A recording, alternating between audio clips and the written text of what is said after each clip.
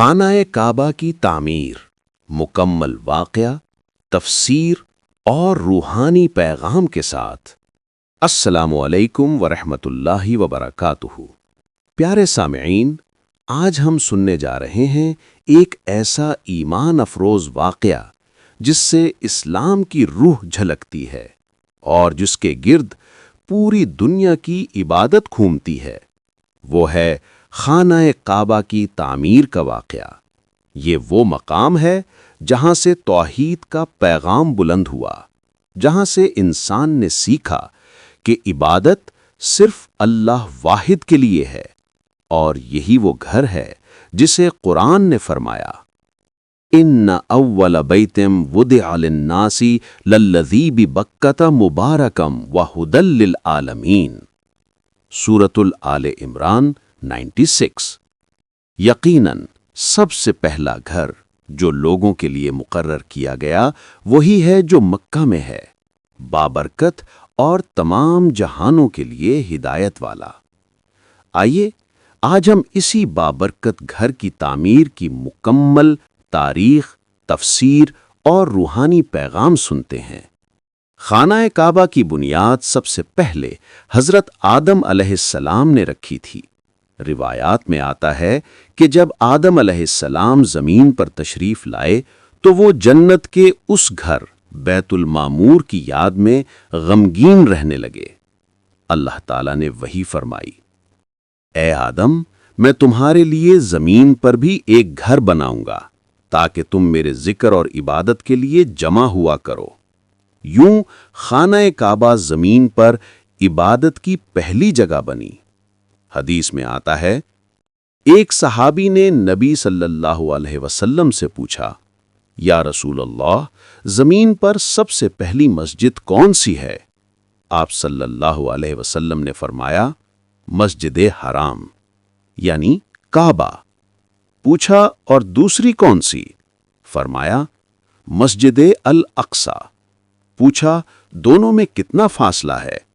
فرمایا، 40 سال کا۔ بخاری و مسلم۔ یعنی کعبہ سب سے پہلا گھر تھا جو اللہ کی بندگی کے لیے بنایا گیا۔ حضرت آدم علیہ السلام کے بعد زمانے گزر گئے، لوگ اللہ کو بھول گئے، شرک میں پڑ گئے۔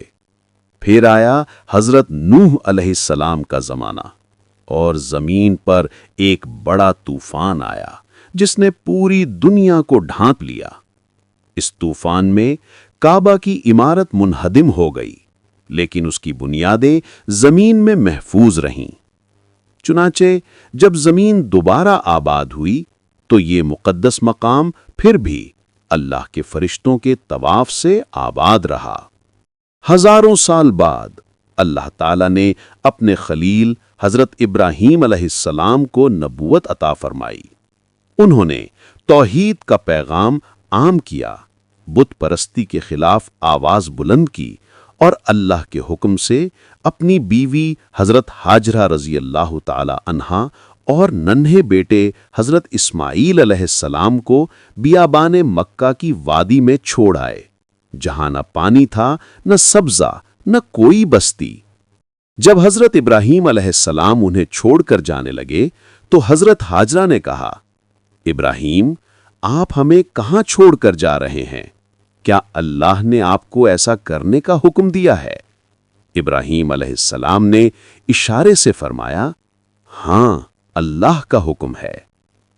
حضرت ہاجرہ نے کہا، پھر اللہ ہمیں ضائع نہیں کرے گا۔ اور واقعی جب پانی ختم ہو گیا اور ننھے اسماعیل پیاس سے تڑپنے لگے تو حضرت ہاجرہ صفا اور مروہ کی پہاڑیوں کے درمیان دوڑنے لگیں۔ اسی دوران فرشتہ جبرائیل تشریف لائے اور زمین سے زمزم کا چشمہ جاری کیا۔ یہ وہی زمزم ہے جو آج بھی بہہ رہا ہے، اللہ کی قدرت کی زندہ نشانی۔ کچھ سال بعد جب حضرت اسماعیل علیہ السلام جوان ہو گئے تو اللہ تعالیٰ نے حضرت ابراہیم علیہ السلام کو حکم دیا، میرے گھر کی بنیاد دوبارہ اٹھاؤ۔ سورۃ البقرہ 127۔ قرآن فرماتا ہے، وَإِذْ يَرْفَعُ إِبْرَاهِيمُ الْقَوَاعِدَ مِنَ الْبَيْتِ وَإِسْمَاعِيلُ، اور جب ابراہیم اور اسماعیل گھر کی بنیادیں اٹھا رہے تھے، یہ وہ لمحہ تھا جب والد اور بیٹا مل کر اللہ کے گھر کی تعمیر میں مصروف تھے۔ کوئی انجینئر نہیں، کوئی معمار نہیں، بس دو نبی، دو عاشق اور ان کے ہاتھوں میں اللہ کے گھر کا سنگ بنیاد۔ روایات میں آتا ہے کہ حضرت ابراہیم علیہ السلام مقام ابراہیم سے پتھر لاتے اور حضرت اسماعیل انہیں رکھ دیتے۔ جہاں جہاں دیوار اونچی ہوتی، ابراہیم علیہ السلام ایک بڑے پتھر پر کھڑے ہو جاتے۔ یہی پتھر بعد میں مقام ابراہیم کہلایا، جو آج بھی حرم میں موجود ہے۔ ہر پتھر لگانے کے ساتھ وہ دعا کرتے جاتے تھے، ربنا تقبل منا انک انت السمیع العلیم۔ البقرہ 127۔ اے ہمارے رب، ہم سے یہ عمل قبول فرما، بے شک تو سب کچھ سننے والا، جاننے والا ہے۔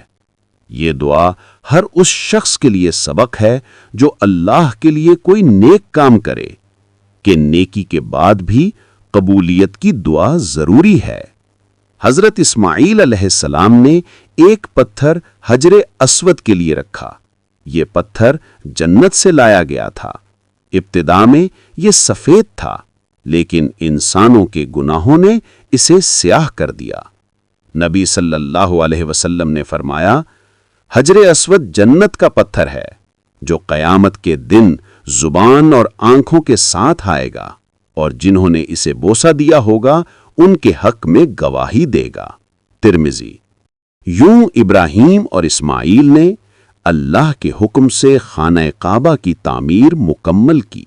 یہ 4 کونوں والا چوکور گھر توحید کی علامت بن گیا۔ اس کے بعد دونوں باپ بیٹے نے ہاتھ اٹھائے اور دعا کی، ربنا وجعلنا مسلمین لک ومن ذریتنا امۃ مسلمۃ لک۔ البقرہ 128۔ اے ہمارے رب، ہمیں اپنا فرما بردار بنا اور ہماری نسل میں بھی ایک فرما بردار امت پیدا کر۔ اللہ نے ان کی دعا قبول فرمائی، اور اسی نسل سے پیدا ہوئے حضرت محمد مصطفیٰ صلی اللہ علیہ وسلم۔ جب نبی صلی اللہ علیہ وسلم کی عمر 35 سال تھی، قریش نے فیصلہ کیا کہ کعبہ کی دیواریں کمزور ہو چکی ہیں، انہیں دوبارہ بنایا جائے۔ انہوں نے تعمیر شروع کی، لیکن جب بات حجر اسود رکھنے کی آئی تو ہر قبیلہ چاہتا تھا کہ یہ شرف ہمیں ملے۔ جھگڑا بڑھ گیا، تلواریں نکل آئیں۔ آخر میں سب نے کہا، جو سب سے پہلے حرم میں داخل ہو وہ فیصلہ کرے۔ سب کی نظریں دروازے پر تھیں، اور وہاں سے داخل ہوئے محمد بن عبداللہ۔ سب نے کہا، یہ تو الامین ہیں، ہم ان کے فیصلے پر راضی ہیں۔ آپ صلی اللہ علیہ وسلم نے اپنی چادر بچھائی، حجر اسود کو اس پر رکھا اور ہر قبیلے کے سردار کو حکم دیا کہ چادر کے کونوں کو پکڑیں۔ پھر آپ صلی اللہ علیہ وسلم نے اپنے ہاتھوں سے حجر اسود کو اس کی جگہ نصب کر دیا۔ یوں ایک بڑے خون ریز جھگڑے کو حکمت اور عدل سے ختم کر دیا۔ قرآن فرماتا ہے، وَإِذْ جَعَلْنَا الْبَيْتَ مَثَابَةً لِلنَّاسِ وَأَمْنًا، اور جب ہم نے اس گھر کو لوگوں کے لیے مرکز اور امن کی جگہ بنایا۔ کعبہ صرف ایک عمارت نہیں، یہ اللہ کی عبادت کا مرکز اور انسانی اتحاد کی علامت ہے۔ دنیا کے کسی بھی حصے میں مسلمان ہو، وہ اسی گھر کی سمت جھک کر اللہ کی بندگی کرتا ہے۔ یہ وحدت کا ایسا مظہر ہے کہ کوئی بادشاہ ہو یا فقیر، سب ایک ہی صف میں کھڑے ہوتے ہیں۔ توحید کا مرکز، یہ گھر صرف اللہ کے لیے ہے۔ اتحاد کا نشان، پوری امت ایک سمت میں عبادت کرتی ہے۔ امن کا پیغام، یہاں جنگ و جدال حرام ہے۔ قربانی کی یاد، حضرت ابراہیم اور اسماعیل کی اطاعت الہی۔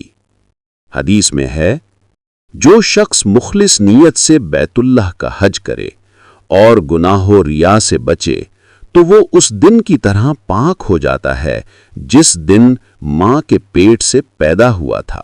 بخاری۔